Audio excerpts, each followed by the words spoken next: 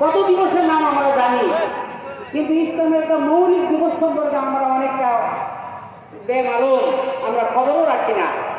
অথচ আল্লাহ নবী এই বদরের ময়দানে গিয়ে আল্লাহ রাব্বুল আলামিন হাত উঁচু করে বলেছিলেন, ইয়া রাব্বুল আলামিন, আজকের দিনে যারা এই বদর ময়দানে উপস্থিত, হক এবং বাতিল তুমি হককে বিজয়ী করো আর বাতিলকে তুমি পরাভূত করো।